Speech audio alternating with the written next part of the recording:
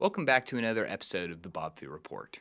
I'm your co-host, Jonathan Dingler, bringing you updates and stories of human rights, religious freedom, and rule of law in China.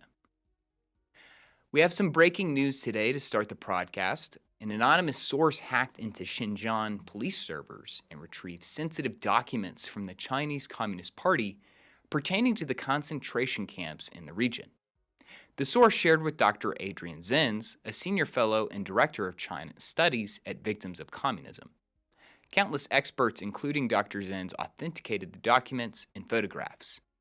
Over 2,800 images of detainees were found, including 300,000 personal records, 23,000 detainee records, and several documents on procedures for managing the camps. Secret speeches were also recorded, which implicate the central government's direct involvement. A lot of this is information that we already knew via testimony, but the documents now speak for themselves.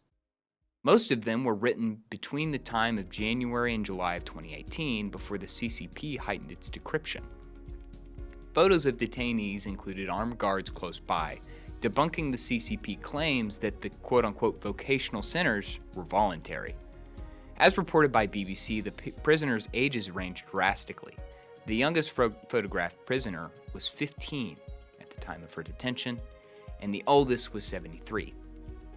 Some images were slightly rotated to aid Chinese facial recognition software, according to Professor Hani Farid of UC Berkeley. While some evidence of forced organ harvesting was absent, detainee records included blood type and biometric data collection. Internal documents referred to prisoners as quote-unquote students, and guards were prepared to shoot to kill prisoners who try to escape. Those in the watchtower are given sniper rifles and machine guns. Classes are heavily monitored with guards standing nearby, and some survivors of these camps have verified through their testimony that guards would stand behind the students during their quote-unquote instruction with shields and handcuffs. High-ranking central government officials were recorded giving speeches about the camps, many of which are not yet sanctioned by Western countries. These speeches incriminate Xi Jinping himself and the CCP's foreign minister Wang Yi. Chen Guanghao, the communist secretary of the region, directly quoted from June 18th, "The General Secretary sent me to Xinjiang in order to make a stable Xinjiang arise." There was another quote who relayed instructions from Xi Jinping, a directive. "Within the set time frame, increase the numbers of employed prison staff, enlarge the capacity of and investment into prisons, etc., using concrete measures." Now, we encourage you strongly to look at these documents for yourself, provided by Victims of Communism. You can find more at www.xinjiangpolicefiles.org. In the latest update of COVID-19, Shanghai officials have seemingly loosened pandemic restrictions. Some citizens are now allowed to go outside to shop for groceries, according to a recent report by Reuters. Deputy Mayor Zhang Wei said authorities would now allow normal operations towards the beginning of June. As some viewers may recall, these lockdowns actually started in March of 2022. Food shortages forced Shanghai residents to group buy groceries or starve, and employees of the U.S. consulate in Shanghai and some other foreigners were told to leave at the onset of these lockdowns. The Chinese government could, however, continue mass testing in the near future. According to CNN, Chinese citizens are doubtful that these measures will be relaxed at all. Throughout the lockdown, Chinese citizens have taken to social media to protest these harsh restrictions. These people can't leave their homes. Their loved ones are stripped from them, and they are forced into quarantine centers. Could anyone blame them for raising their voices? CCP moderators actually allowed netizens to air their grievances for one evening at the beginning of the lockdown, but it wasn't long before officials reverted back to censoring these justifiable complaints. The CCP actually went a step further recently. Shanghai-based Dawn Wang was taken away by police on May 11th after she posted 2 now-censored videos on Chinese social media parodying the lockdowns in Shanghai. She was released 2 hours later, fortunately. Not only that, though, students from Peking Univesity in Beijing decided to protest their growing restrictions. They were not allowed to leave their dorms or have visitors, and authorities had built walls around the entrances to their living quarters. Faculty members, however, were allowed to move about the campus freely, so the students decided to peacefully protest. Many of the videos were shared on Chinese social media, but they were taken down. The protest at Peking University is monumental for many reasons. First of all, the university educated many of the founding members of the Communist Party and also some of its influential figures, including Chairman Mao and some of his lieutenants. Second, and probably the most obvious, is the connection to the Tiananmen Square massacre in 1989. Countless students, including our show's Bob Fu, gathered to protest for democracy. Most of you know the end of this tragic story. The CCP killed the students as they blocked the military's advance into Tiananmen Square. We're grateful that at the time of recording, nobody was killed at Peking University's protest, but it may not be the last one. Millennial Chinese citizens have grown discontent with the communist regime over the course of several years. As reported by CNN, young Chinese citizens cite high work pressure, skyrocketing property taxes, rising education costs, and discrimination against mothers in the workforce as reasons for denying or delaying marriage and having children. Marriage rates have dropped 44%, the lowest it's been in 36 years. The birth rate is 7.5 births per 1,000, a record low since the founding of Communist China, and 9 provinces and regions registered negative population growth. This became even more apparent during a video in Shanghai. The video circulated on Chinese social media showing CDC officials forcing a Chinese family to leave their homes for a quarantine facility.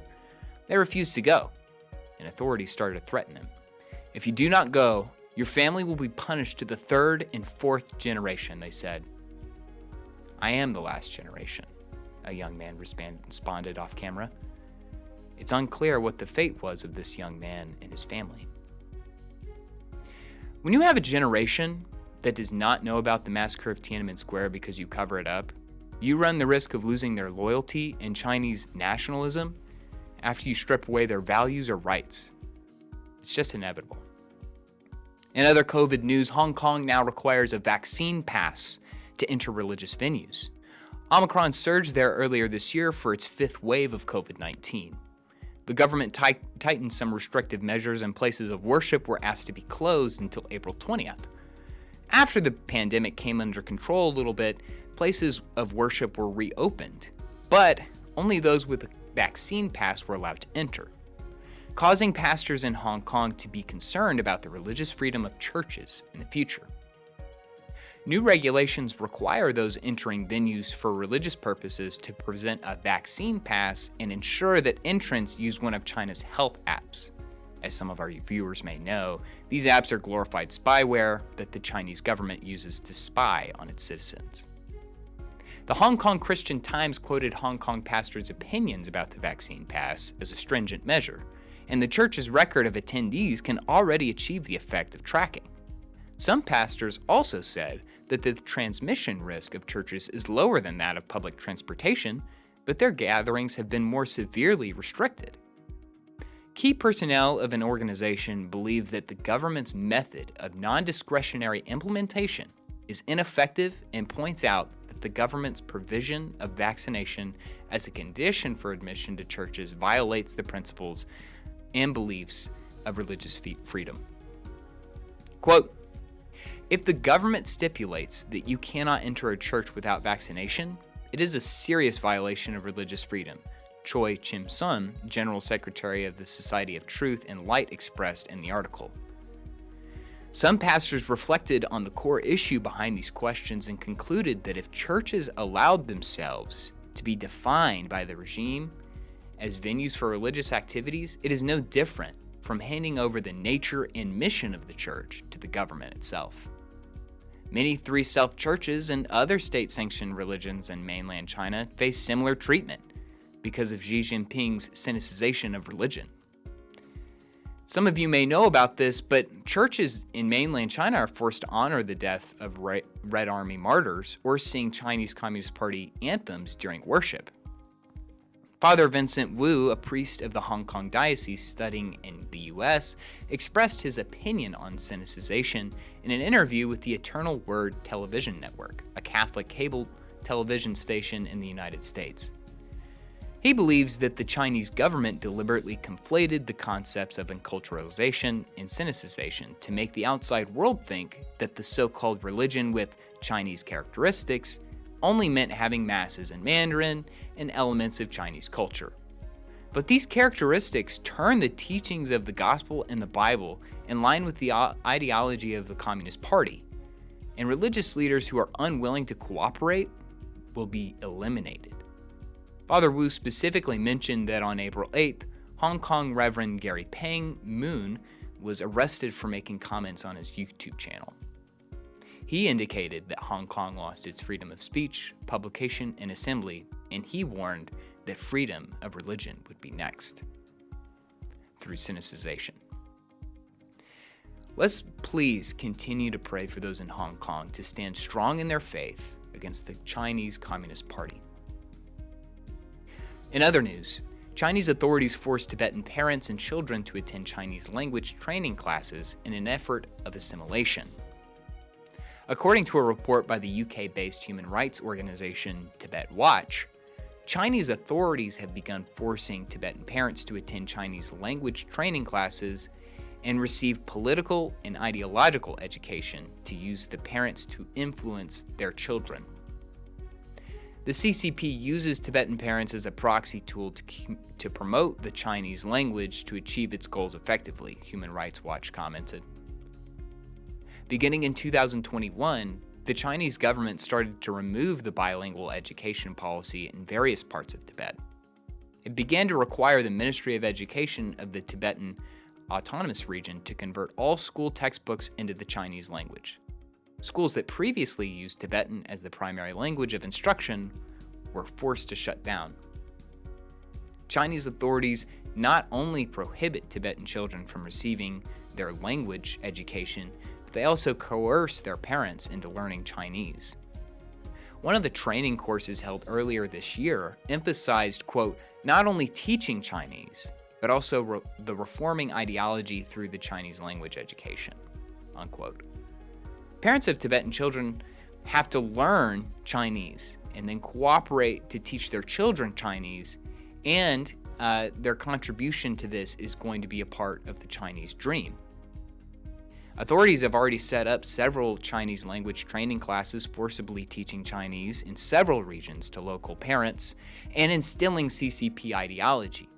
In addition to learning Chinese, Tibetans were told to study Xi Jinping thought and urged to disseminate their new knowledge of Xi thought when they return back to their villages. This is a commonly used tactic for re-education, which we have seen from the camps of Uyghurs and Falun Gong practitioners. CCP officials say it's to teach Chinese, but it's really an effort to brainwash their prisoners. It's a human rights catastrophe. With Tibetans, the Chinese government previously enforced an education model which used Chinese as the medium for instruction. In the schools, teachers and students, the staff as well, had to communicate only in Chinese to achieve the purpose of assimilation. So why are they so headstrong about teaching Tibetans Chinese? Well, the Chinese government announced last year that by 2025, at least 85% of China's total population, including ethnic minorities, will be native speakers of Chinese. Under pressure from this policy, they're getting a lot more, they're trying to really speed run and get this through. Tibetans are forced to adapt to a new normal in their daily lives, and the essence of this policy is to eliminate the unique language and culture of Tibet. CCP officials also found their way into the university classrooms in Tibet after they asked students to sign a no-suicide pledge. In February, a famous Tibetan singer, Swang Norbu, passed away from self-immolation in front of the East Palace in the capital of Tibet. His father also committed suicide after relentless harassment and beatings from the government. This sparked concern from the governing Chinese authorities, which then asked students to not follow in the same footsteps. Tibetans have reacted strongly to this policy that we've been talking about of replacing the Tibetan language with Chinese. The shared sentiment among Tibetans who have self-immolated recently is the emphasis on writing in Tibetan. Swang Norbu himself insisted on signing his signature in Tibetan when he participated in a Chinese reality show called Sing, which aroused the dissatisfaction of relevant departments. A data report by the Research Center of Central Tibetan Admission shows that since 2008, there have been about 158 incidents of self-immolation by Tibetans. The response from the Communist Party mischaracterized these deaths as mental health disorders, including instead of the protests. With this pledge, the government authorities showed their true colors and lack of remorse because of their harsh and repressive policies. Their lack of desire to be held accountable is truly reprehensible.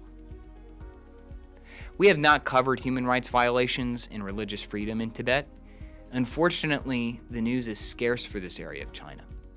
We hope to bring you more updates like this in the future, so stay tuned to ChinaAid's website for more information, or go to Tibet Watch to find out more information. And now, we're going to turn it over to Bob, who has an update on President Biden's trip to Asia. Bob? Thank you, Jonathan, for that excellent update. Let's talk about Joe Biden's trip to Asia. This is his first trip since he took office as President of the United States 2 years ago. And the purpose of the trip is supposed to strengthen relationships with allies in Asia, namely South Korea and Japan, where the two countries were visited. And of course, Mr. Biden also initiated a new framework called Indo-Pacific Economic Framework, supposed to be an economic solution in Asia and the world, really countering the Chinese Communist Party's economic and military postures, a type of new colonialism. Sorry for my Chinglish. And Taiwan was not included. I think that is very telling. Who are included? Australia, of course, Brunei, India, Indonesia, Japan, of course, South Korea, Malaysia, New Zealand, the Philippines, Singapore, Thailand, and Vietnam. So basically, these are countries who have become closer and closer to the U.S. and in economic ties. And Taiwan was deliberately excluded, although Taiwan government publicly proclaimed they want to join. But the National Security Advisor Jay Sullivan basically said, sorry, no. Although Taiwan is perceived as a tremendous important economic and strategic, even military partnership for the U.S. interest. Since 1979, really, for the past 3 or 4 decades, actually, when Jimmy Carter established the diplomatic relations formally with PRC, the Communist China, and U.S. cut off diplomatic relationship with Taiwan, I think it was a grave mistake. And anyway, the Congress passed the Taiwan Relations Act as a part of the U.S. domestic law, a legal guarantee that the U.S. interest is to guarantee their peaceful cross-strait relations between Taiwan and Communist China. And so for multiple U.S. administrations, there has been a kind of undeclared so-called strategic ambiguity policy on the so-called One China claim, because on the one hand, the Chinese Communist Party always declares their so-called One China principle. That is, there is only one China in the world, and the People's Republic of China, the Communist Party's China, is the sole legitimate representative government in the world about China. And Taiwan is a renegade province, part of China, and the Communist Party has vowed to reunite Taiwan, basically to get Taiwan back to the column of the Communist Party's China. And if military means is necessary, they will not hesitate. So that's the Communist Party's definition of one China.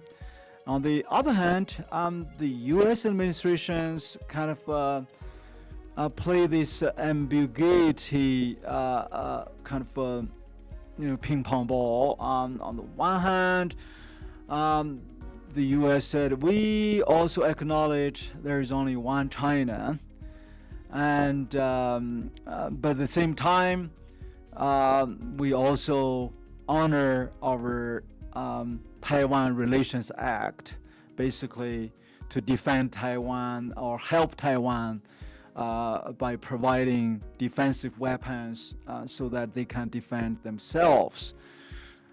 But the Communist Party, basically every time if any U.S. politicians kind of cross that line, they always protest.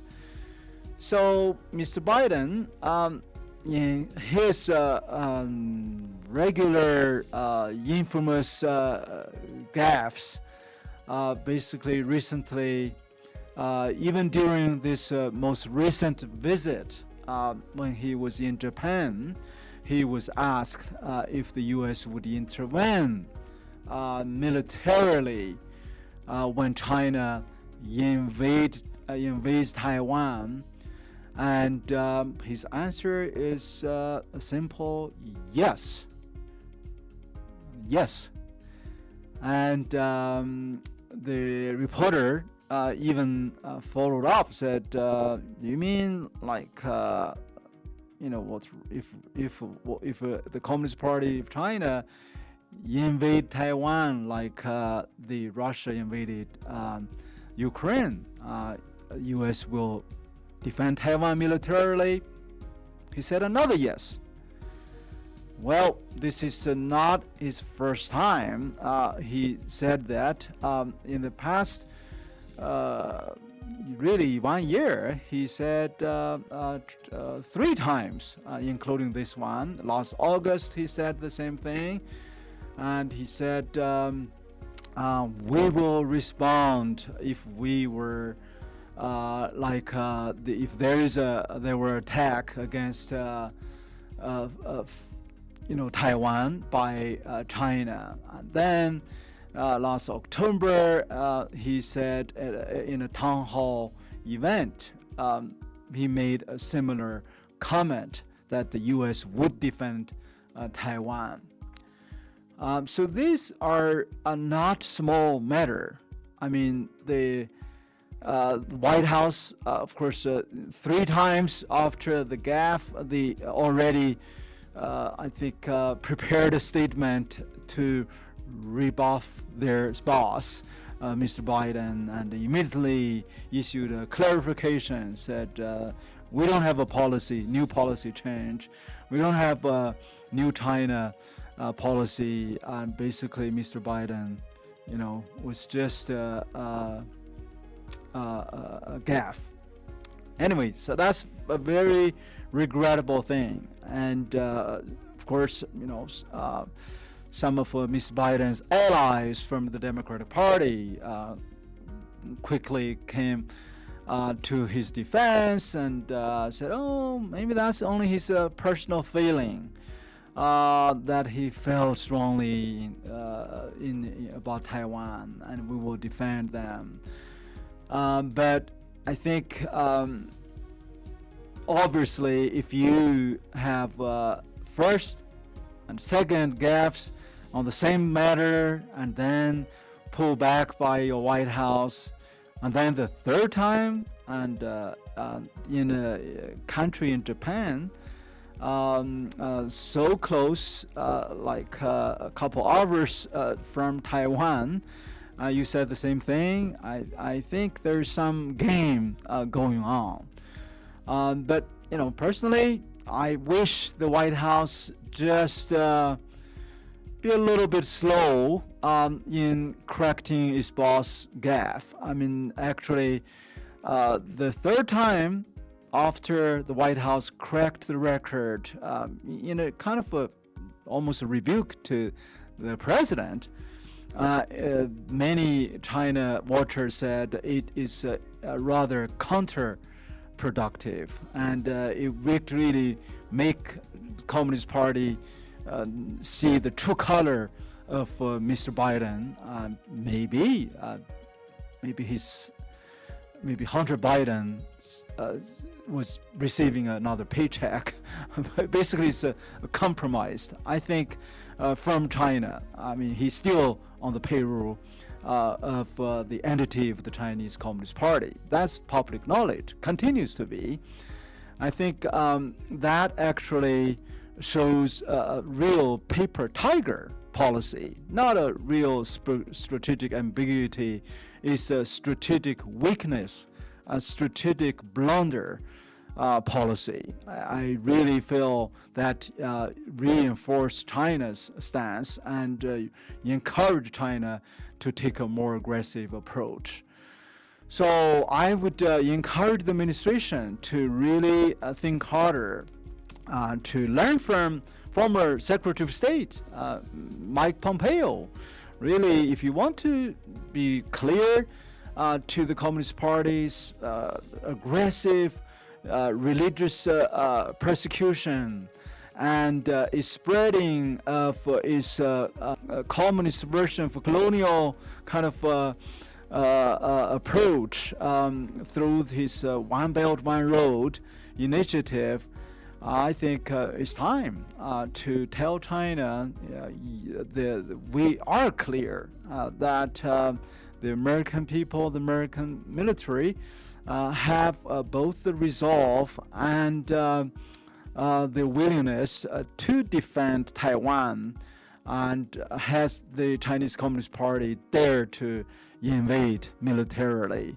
I think to make that clear, that the Communist Party at least know our red line in the sand.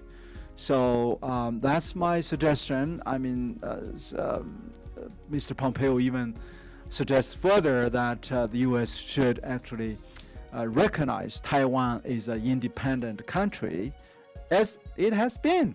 As a reality, it has its own military, has its own currency, has its own democratically, freely elected government.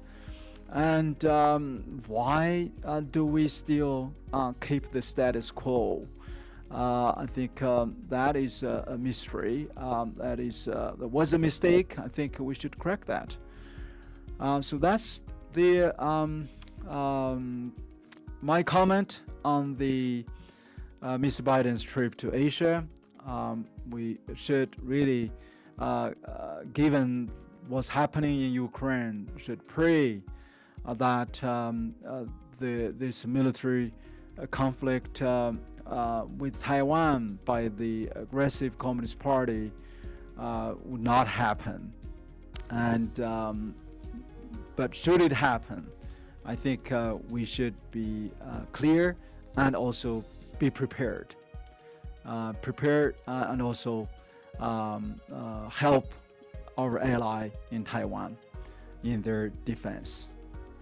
All right, thank you.